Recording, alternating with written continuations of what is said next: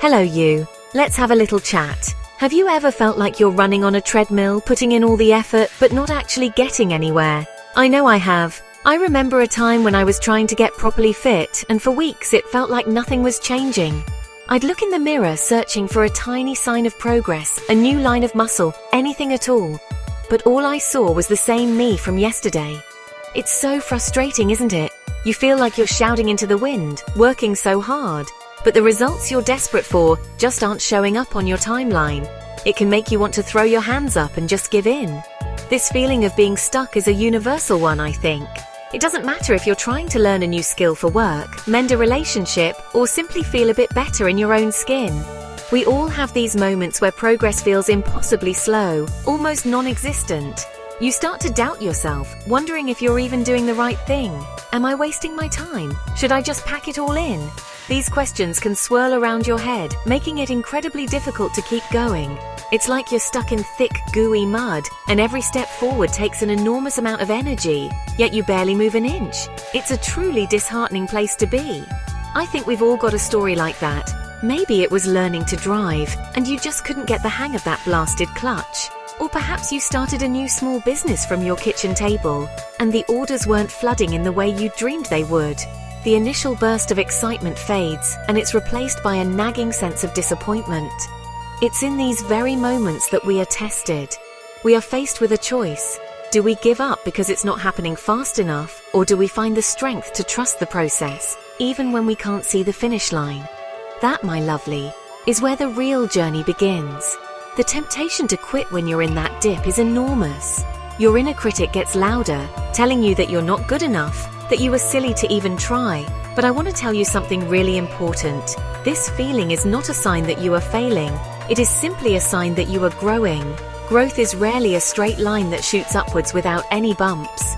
It's messy, it's slow, and it's full of moments that make you question everything. But holding on, just for a little while longer, is often the one thing that separates a story of defeat from a story of incredible, life-changing transformation. Keep that in your heart. So why do we find it so hard to just wait? I think a huge part of it is the world we live in today. Everything is instant, isn't it? We can order a taxi and watch it arrive in real time on our phones. We can have our weekly shop delivered to our door in under an hour. We can binge watch an entire television series in a single weekend instead of waiting a whole week for the next episode. We've become a society that expects immediate results for everything. This constant need for speed has trained our brains to be incredibly impatient. We want success, and we want it now, preferably yesterday. This pressure for instant gratification seeps into every corner of our lives. On social media, we scroll through endless feeds of highlight reels. We see people celebrating huge career wins, showing off perfect relationships, and revealing jaw-dropping personal transformations that seem to have happened overnight.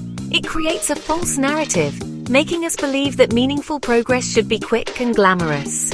We don't see the years of silent hard work, the countless rejections, the early mornings, or the moments of crippling self-doubt that happen behind the scenes.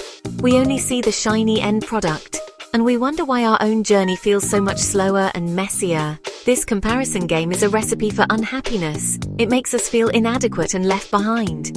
We start measuring our own very personal, unique growth story against someone else's curated final chapter. It's like planting a seed in your garden and getting cross with it for not being a fully grown tree the next day. It simply doesn't work like that. Real, sustainable growth, the kind that truly lasts, takes time. It needs nurturing, it needs sunlight and water, and most importantly, it needs you to have faith and let it unfold at its own natural pace, without constantly digging it up to see if it's working. This culture of now robs us of the joy of the journey itself.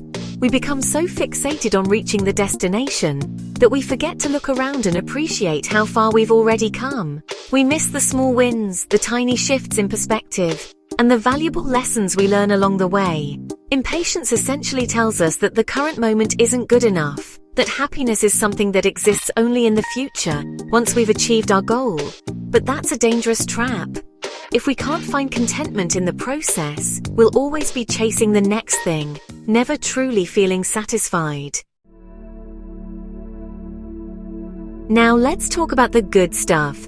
What happens when we do embrace patience? Well, that's when the magic starts to happen. In your career, for example, patience allows you to build a solid foundation. You can't become an expert in a day. It takes time to truly master a skill, to understand the nuances of your industry, and to build genuine, trusting relationships with colleagues. Rushing for a promotion before you're ready can lead to feeling overwhelmed and out of your depth. But patiently putting in the work, learning from your mistakes, and growing your confidence step by step will make you so much stronger and more capable in the long run. It's the same in our relationships. Think about building a strong friendship or a loving partnership. It doesn't happen after one good conversation. It's built over time, through shared experiences, through being there for each other during the tough times as well as the good. Patience allows us to truly listen to another person, to understand their perspective without jumping to conclusions. It gives us the grace to forgive mistakes, both our own and theirs, and the space to let the connection deepen naturally. Rushing things can create pressure and anxiety, but allowing a relationship to blossom in its own time creates a bond that is authentic and resilient. And what about our own well-being? This is where patience is perhaps most powerful. Whether you're trying to overcome anxiety, build healthier habits, or simply learn to be kinder to yourself, it is a marathon, not a sprint. There will be days when you feel fantastic, like you've cracked it. And there will be other days when you feel like you've taken 10 steps back. Patience is the gentle, supportive voice that reminds you that this is all part of the process. It allows you to treat yourself with compassion on the difficult days, and it helps you celebrate the small, incremental progress that over time adds up to profound change. Ultimately, patience helps us make better decisions. When we're impatient, we often act on impulse. We might quit a job out of frustration, end a relationship after one argument, or give up on a fitness plan because we don't see results in a week. Patience gives us the clarity to step back, take a deep breath, and look at the bigger picture. It allows us to respond to situations thoughtfully rather than reacting emotionally. This considered approach leads to choices that are more aligned with our long-term goals and values, setting us up for a future that is not just successful, but also deeply fulfilling. So, how can we become a bit more patient in our day-to-day lives? It's not about flipping a switch, it's about practicing small, simple things. One of my favorite tips is to focus on the process, not just the prize. So, if you're learning to cook, for instance, don't just think about the finished meal. Pay attention to the lovely smell of the onions as they soften, the sound of the chopping, the feel of the dough in your hands. By immersing yourself in the doing, you take the pressure off the outcome. This helps you find joy in the journey, which makes waiting for the results so much easier. Another wonderful thing you can do is to create a done list. We all have to-do lists, which can feel a bit overwhelming. But at the end of each day, take a moment to write down everything you've accomplished, no matter how small. Did you drink enough water? Did you go for a 10-minute walk? Did you reply to that tricky email? Acknowledging these small victories proves that you are making progress, even if it doesn't feel like it. It's a brilliant way to build momentum and remind yourself that every little step forward is still a step in the right direction. It's your own personal evidence file of your effort and resilience.